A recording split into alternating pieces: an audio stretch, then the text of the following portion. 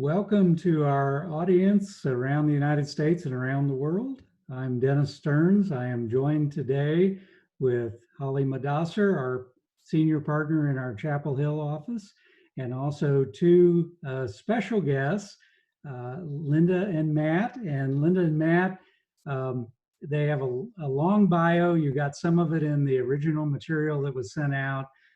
They have a long history in the career counseling industry.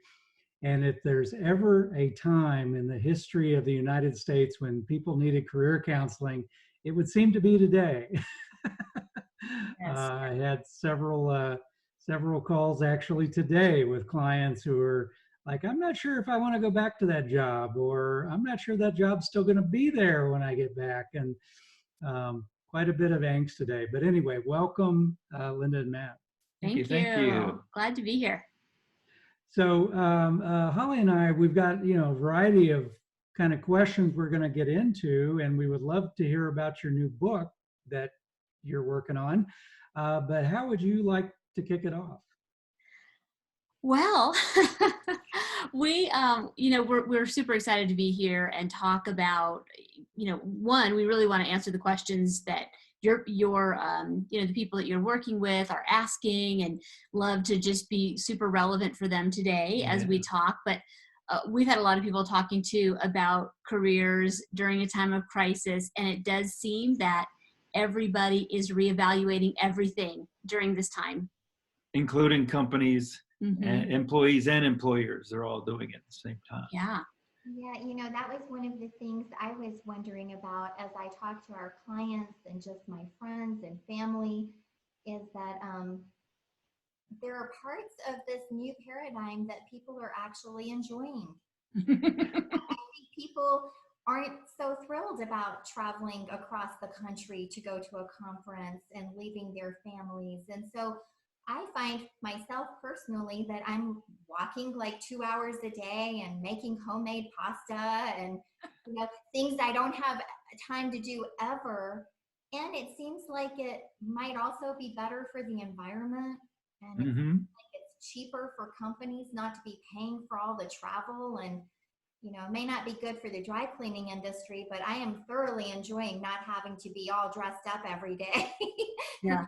So I'm wondering what you think about the impact that this new normal might have, long term. Do you think that this could be a turning point in our country in the way that we approach work? Yeah. I think we're absolutely going to be streamlining everything. It's I believe that there's companies who didn't believe in work at home that now are saying this is probably a really good idea. And there's folks who didn't want to work at home and still don't. I think there's going to be a shifting of people finding out that, like you said, Mr. Stern, that they don't know if they want to go back, and realizing that they don't, and that there is a way that you can find meaningful, deep, appreciative work out there if you just set your mind to do it.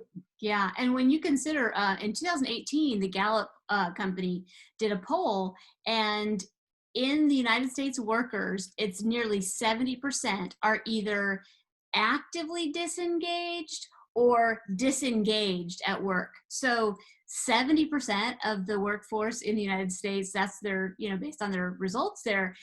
And so I think that this is a time where people are digging deep, and they're saying, well, let me evaluate the quality of my work. How did I feel? And we really have found that so many successful mid-career type professionals that we work with have been kind of feeling stuck and feeling underutilized, and really have this deep desire to contribute and be powerful and authentic and really give at the highest level they're capable of, and are finding that they really aren't at the moment. Yeah, when I was a little girl, someone once said to me that the intersection of your passions and society's needs is where you find success. That's exactly right. And I wonder about that as we have more time. things have slowed down a little. One of my neighbors said it felt like the 50s, you know, as you have time to sort of contemplate your life. Yeah. You know, are your passions and your desires being met, and how can those better and more effectively intersect with society's needs? And those are evolving, obviously. Yeah, absolutely. Well, I hate to be the rain on the parade here, but I guess I'm a little skeptical, mainly because, 20 years ago, we worked on a project with Covey and Gallup that basically the numbers you talked about, Linda, were exactly the same. And it's like, okay, really 20 years, and we still have very poor engagement. Now, maybe it takes a pandemic Right. to Yeah. somehow get us back to Leave It to Beaverland. I don't know. But anyway, let's start out with what you should do if you've lost your job. Sure. I think that there are a lot of simple things that you can be doing. Your LinkedIn profile, of course, and we definitely want to talk about some more game-changing kinds of ideas, but some simple things that people can do. Your LinkedIn profile is going to be a major aspect of you demonstrating your relevance, demonstrating the value that you bring to an organization. So, updating your LinkedIn profile, making sure that your headline and your summary are really powerful, and not just, we don't want just my responsibilities are or were. We don't really care about that. We want to know, what did you accomplish? So it needs to be more powerful than just a list of, what you were told to do. Yeah, it's not just a job description list. It's literally what you've accomplished in that job description. And that's a big difference between a lot of the career consultants out there are just taking a template for a resume or a template for a LinkedIn and putting it in based on your role. And the only way you're going to set yourself apart is to let them know that you are a contributor and that you are one that gets the job done. Yeah, and a real simple way to differentiate when you're doing it, like when you're actually writing it, is to ask yourself 3 questions. What did I do? Why did I do it? And how did I do it? And if you have a bullet that talks about that, like considering those answers, then you're going to have a much more powerful statement about the value you've delivered, as opposed to the job description that you filled. So that's one. Of course, that should be both in your resume and your LinkedIn profile. Networking, that's a big deal. So take this time to really be considering this is going to go to a deeper point, but where you want to work, who you need to connect to in those organizations, and use this time to start building a valuable network where you can not just take, but give. How can I add value there as well? So that's going to be a big deal. And then a lot of people you're seeing are taking a lot of classes right now.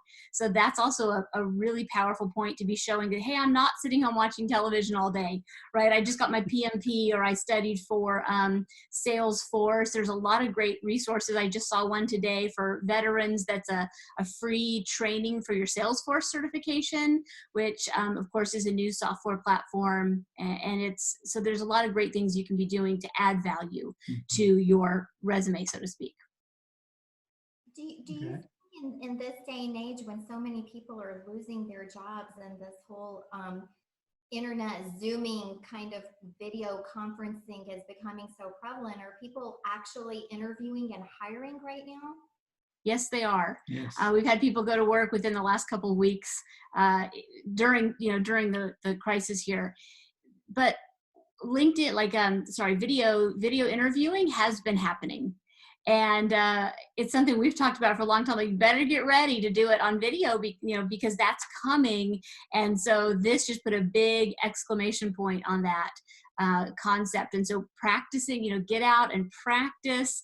Get your mom or your friend or whoever on the video, on the Zoom, and practice those interviewing skills through video, because it's definitely different than being face to face and even just looking at the camera instead of I'm looking at Dennis, right? So what that does with what they're looking at and the energy that comes across. So there is some practicing that needs to be done there.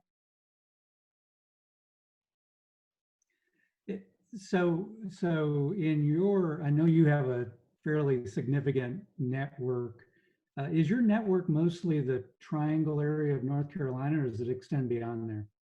No, it's mostly, I would say probably 90% is the Triangle area, Raleigh, Durham, Chapel Hill area. So, Yeah. yep. So are you seeing companies in that network leaning into hiring, or are a lot of them frozen right now? There certainly are ones that are frozen, but there's also a lot that are currently hiring. In fact, I am going to be posting out in my LinkedIn today a list from JobScan, a company that we're connected with, and they've got a fresh list of all the companies that are hiring and who's put jobs on, on freeze. But I just was speaking with a client's interviewing with IQVIA, and they are still hiring. So there's still lots of companies in our area that are hiring. The process does seem to be taking a little bit longer, which that's We all up have in the time. air, because companies can always take, you never know. Sometimes people take a week. Sometimes they take months to hire, and by the time you get the phone call back, you've already started your new job. So I think what we're going to see, though, is that the cream of the crop employees are going to start to get taken very quickly as the economy starts to ramp back up. We really believe that companies are going to be reevaluating performance. So the top tier employees are going to be invited back first if they're on furlough right now. And I think that you'll see that the underperformers are going to stay furloughed or laid off. And so that contribution level is going to be really important in this phase. As the hiring really heats up, the employers are going to get to be picky.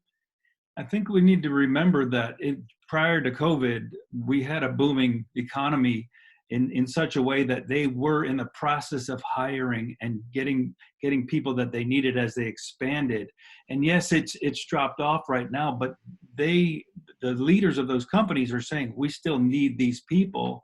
And what a better time to find them than right now, because there are some top tier contributors who are furloughed, and they're wanting to make sure that when they get back in, they want to, if they were one of the 70%, they're going to want to look around and see what else is out there that would help light them up a little bit more.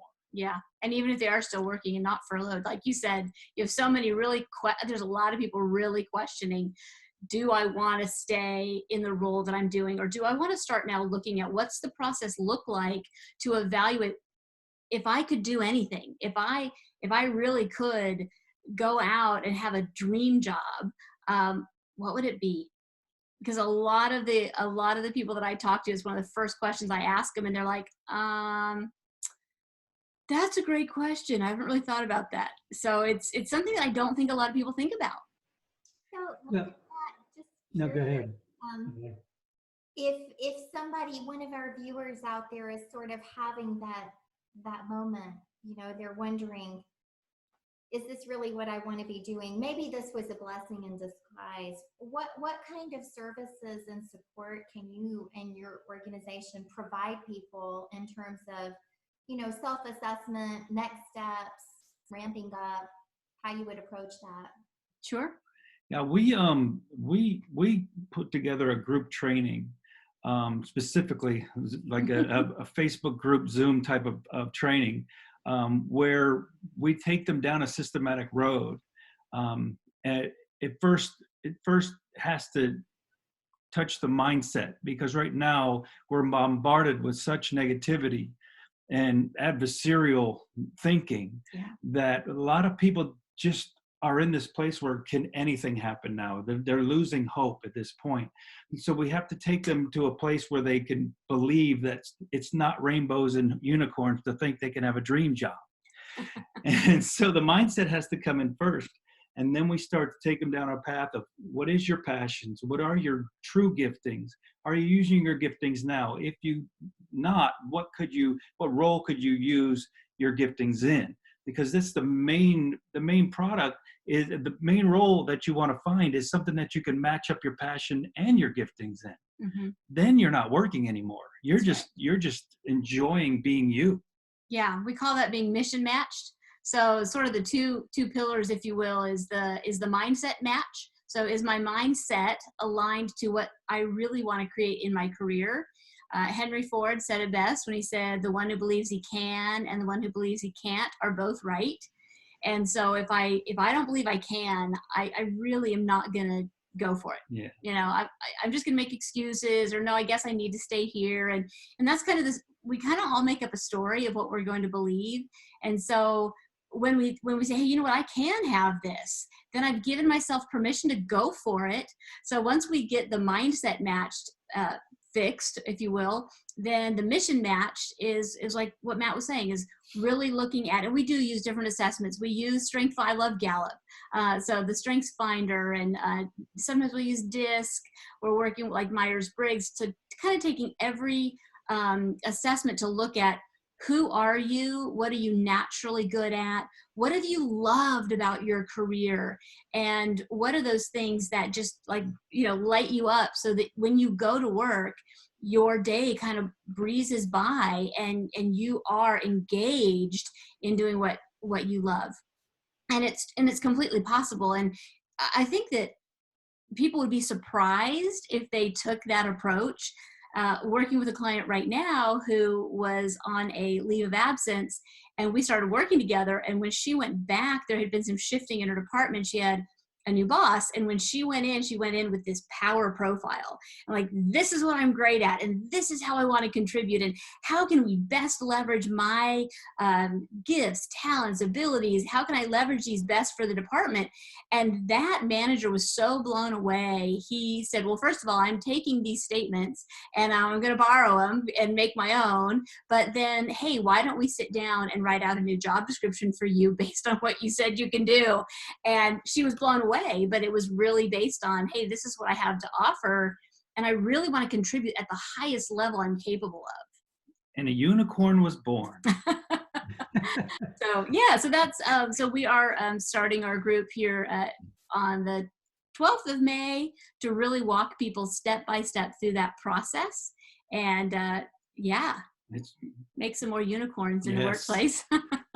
Well, so we've, over decades seen people get stuck, and there's usually reasons they get stuck. The biggest ones seem to be a mortgage, children, they gotta keep income coming in at a certain level, or maybe it was their parents really expected them to follow one particular career path. We work with a lot of lawyers who said, I'm not sure I'd do this if I had the choice again. And so, one of the things we try to do in our financial planning is to help people be unstuck from just this concept of money. But most people narrow their vision. They don't widen their vision. How do you help them widen their vision? I'll start and then you can go. One exercise that I think is really important is and we did it about 3 years ago before we set off on this new adventure that we're living, and that was to ask ourselves what really matters. And I think that's a great question to ask people right now, because everyone's reevaluating anyway. But when we stepped back about 3 years ago and we said, you know what really matters at the end of the day, at the end of our lives, when we look back, what is it going to be? And we came up with 4 things. And the first one was our faith. The second one was our family and our close friends. The third one was our mission, which is helping people become the most powerful version of themselves. And then the fourth one was adventure.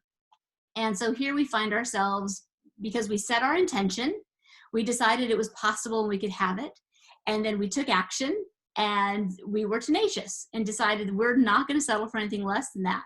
And so we are now, living the dream we decided was important to us. But if we can stop, decide what matters, and then kind of give ourselves permission, if you will, because we carry around expectations from other people all the time.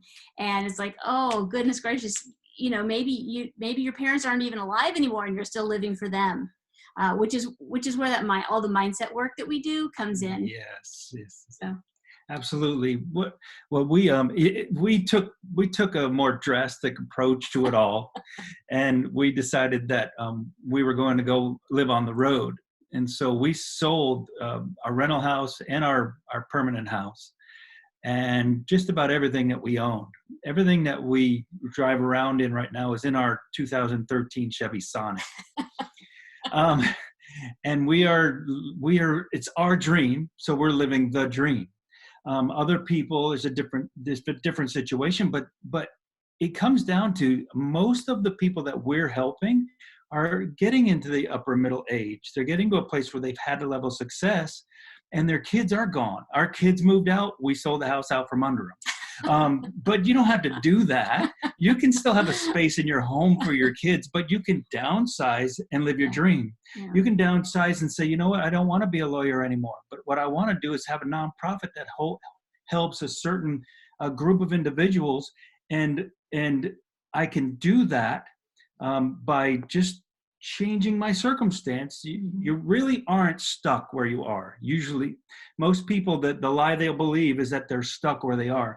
And once we get that out of them, Yeah. it changes everything, because then you can actually see, if you believe you're stuck, you're stuck.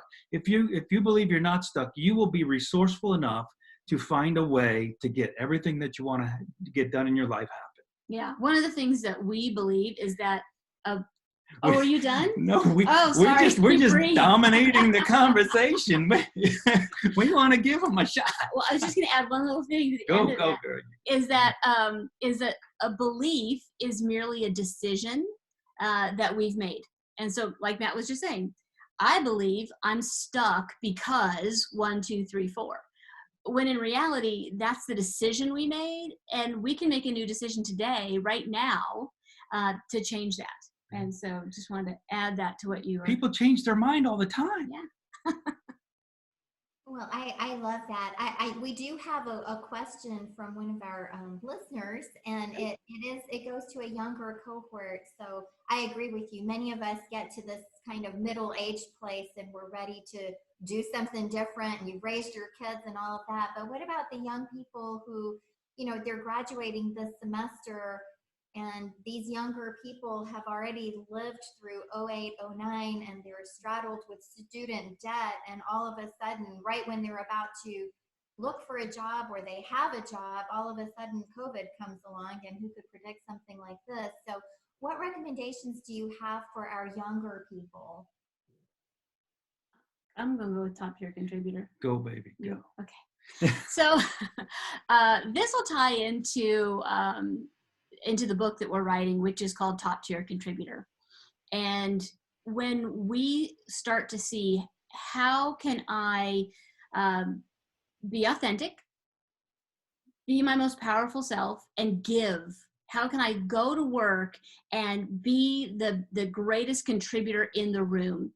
And I think that maybe the younger generations, sometimes they get a hard time about, oh, I'm just going to jump around and do what's best for me, and I'm a little more me-centered. And I don't think that's the whole the whole generation. My kids aren't like that. So sometimes I think they get a bad rap for that. But if you can, look and say, how can you add the greatest value with your greatest skills and abilities, and just go in and show up that way.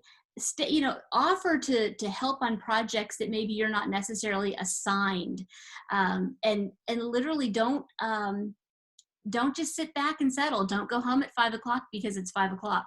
If there's some value that you can add and something you can accomplish, do it. Like our sons. So we have kids who are 26 now, right? Is he 26 and 22? What? And both of them, in our eyes, are top tier contributors. Yeah. Our youngest was furloughed, and they just got one of the loans from the government, and he's one of the first people they called back in, and so he's working again. And they didn't bring back everybody. So, but he works really, really, really hard. We're biased, but he does. Well, it proves it, right? Because they brought him back in. So younger people, I think that if you get a vision for your career, be authentic to who you are, walk in and give the most value that you can. You will differentiate yourself from anyone who's not really there to contribute. The greatest thing that you can do is to contribute. And there's a saying that says that when you give, you're given back in like measure. And it's a huge one for me. So it's apples for apples. So if you walk in there and you're giving your strength, your ability, your talents, it's coming back to you. And then you just give it back again. So it's not like you're just going to be a slave and you're just be giving.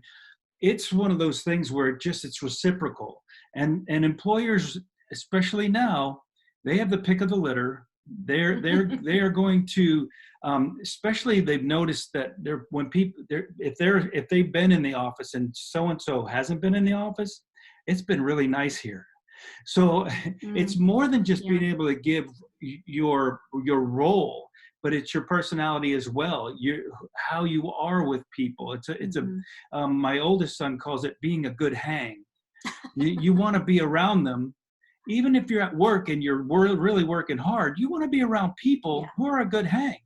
Yeah, So that's a millennial term. So I have millennial kids and they use that all the time. And we've got millennial employees that use that term. Yeah. So, there it is right there. And that'll get you far. That will get you real far, especially in an interview. Yeah. They can read your resume. They can see your training. They can see your education, but they can't see you. Yeah. And you go in there all stuffed up, afraid that you won't get the job. You're not going to show you. But you go in there as you, they're going to, and they will like you. Yeah. Usually because all the others will be doing this, you'll come in like this, you stand out from the crowd. Yeah. yeah, I really One little tip. focus, Matt and Linda, on a person's energy and their level of optimism and engagement. You know, I mean, if you're going to be there anyway, let's say 40 hours a week, I mean, why not go in 150% instead of just kind of kicking back and, Which is so much easier to do when you're being you. Right. And not having to try and be like, no square pegs, round holes, right? If I'm doing something I don't love, it's really hard to be dynamic and energetic and be that contributor, that you'll come alive being. And one of the little tip I thought about was having a mentor is a phenomenal thing, especially as a younger person coming into your career. Having someone who's going to kind of help guide you along the way, that you are going to be teachable. That's a big one, right? Is if you can be teachable, like I'm here to learn and to contribute and to grow. And so that's another big one too. A mentor can help a lot with that. We were the idea that you're going to work and it's a drudgery to you. You're in somebody else's job is what the reality is. You're doing somebody else's job if it's a drudgery. That to me hurts my heart, and that's really what we're about, is helping folks find their job. And when they find their job, it's not even a job at all. So that's where we are with that. Yeah. What if we change the belief to think that work doesn't have to be hard, right? Because I can work hard doing what I love. It doesn't feel hard. And so if we change that core belief of, no, you can go to work and have fun and be authentic and contribute and make a difference. If we made that our core belief, then I think it can really change things too. We're kind of arguing over the subheading of our book.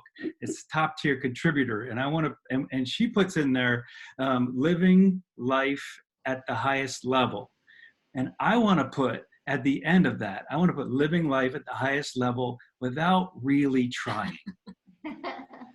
Because are you really trying if you're just being you? Yeah.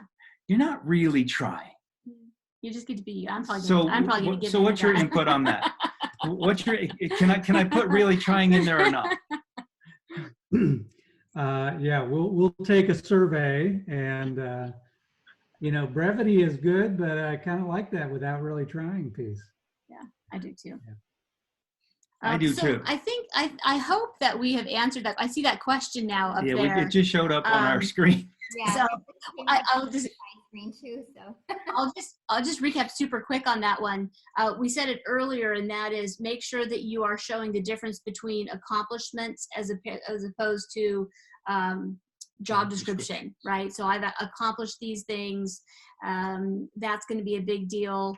If you can even volunteer to get relevant experience, that would be a big deal. Especially right now. Yeah, like there's so many people that could use help right now. So find a volunteer opportunity that will utilize the same skills that you are offering an employer. That's a big thing to do. So Virtually, of course. Virtually, most likely. Absolutely. And then of Except course in the state of Georgia, apparently. Yes, yes. Go down to Georgia, Yeah. you know. Yeah, and the resume and LinkedIn things that we mentioned earlier is something everyone should do, even if you're new out of college. Well, so another question that's popped up is around, I guess you could say either young people or people who are pivoting in their career or who would like to pivot in their career. In both cases, they're concerned that they really don't have a natural network. So you talked about networking early on. How do you go about networking when you don't have a natural network in a particular area? Well, you can build it.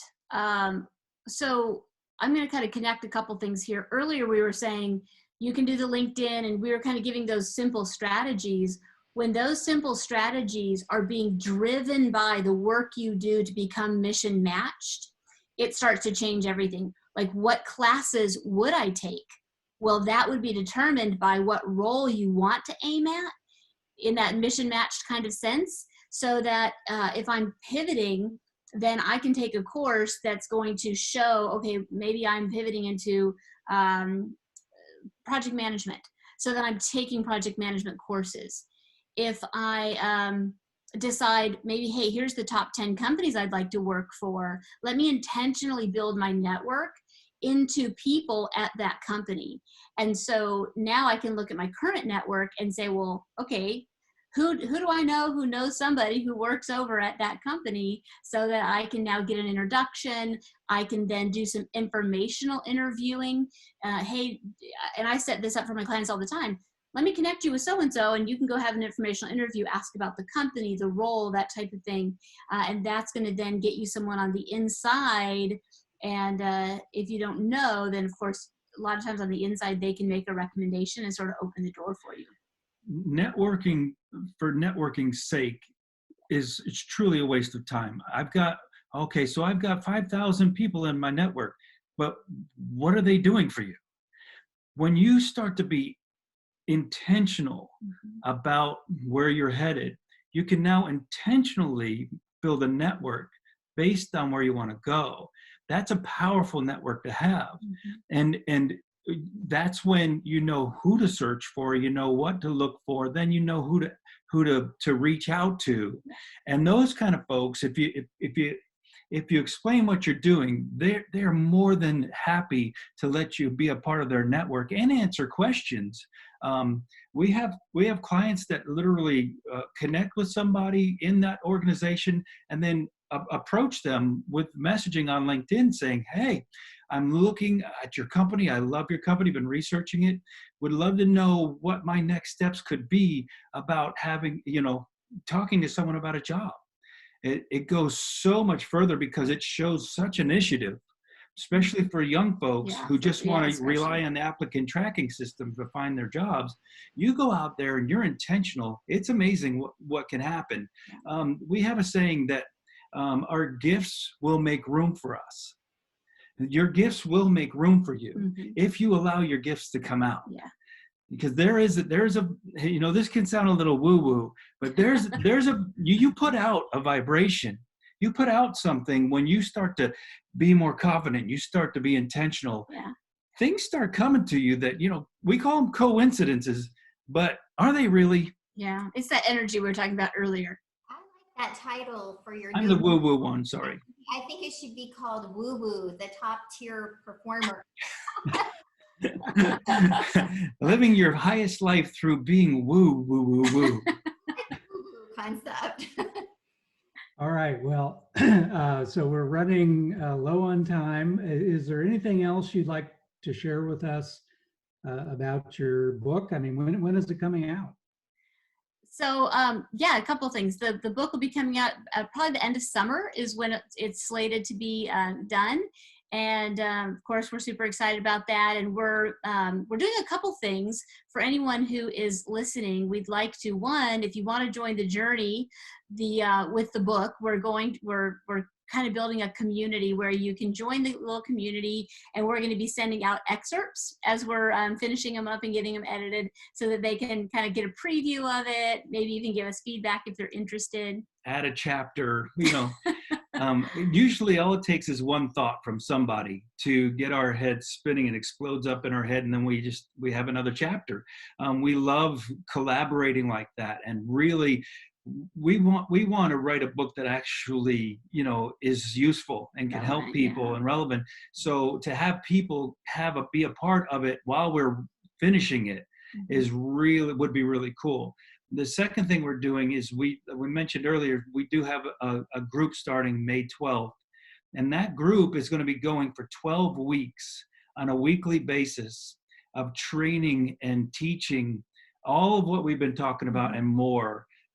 Taking people down a journey of discovering who they are and what their powers, we call them powers and passions. And so we take them down there, we walk them through every single step. And by the time we're done with that, they know exactly what to aim at and where they're headed. And it seems to me that 12 weeks is just about the right time where everything's going to, the opening will finally be happening, and we can just release a great army of people, of top tier contributors out there into the world. Yeah. And so we've set aside time in our calendar to talk to people. If they've been on here, we're offering just for you guys. Yeah, just a free session for your people to talk with us if they have questions, if they want to look at being in the group. And that's just at mattandlindalutz.com. So on the website, the front page there, you'll see top tier contributor and a spot where they can come in and talk to us, and we can answer their questions and see if the group would be something that would be right for them. It's an automated scheduler, so you click on it, put your email in, pick a time, and we'll give you some time and just see where it goes. What else are we gonna do? I think it's phenomenal that you guys are so holistic in your approach. I know that we at Stearns try to do the same, because I think our opinion is, what good is all the money in the world if you don't have a plan and you don't know what you want to do and you're not really living your best life. So we also approach financial planning and investment management with the idea that we really want to know what your goals are. Yeah, we love that about you guys. Yes. I love that about you guys. First time I met Dennis, I'm like, oh, they have the same person, the same idea we do. So, and here we are. Yeah, and here we are. Well, again, thank you so much for those things that you're going to do for our audience. We again are taping this, and Monday we will be sending it out to a few thousand of our closest friends around the planet, and hope that a lot of them lean into your offer.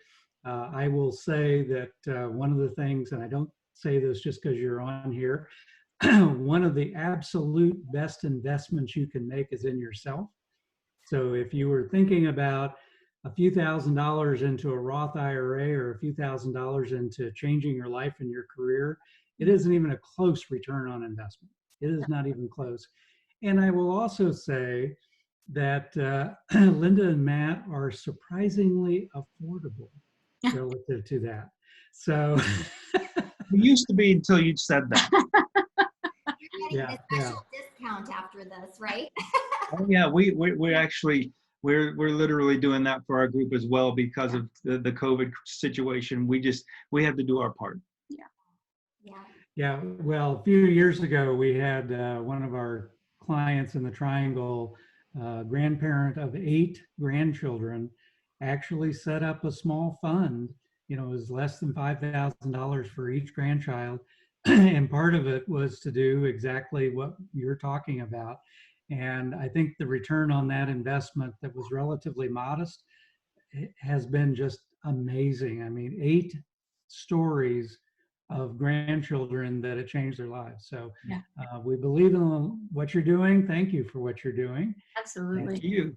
Yep. And thank you for, again, taking the time out to be with our clients. Absolutely. It's Thank our you. pleasure. Our Thank you pleasure. for having us. Have a great. Thank you, Linda and Matt. Bye now. Thank you, everyone. Have a great weekend. Bye-bye. Bye.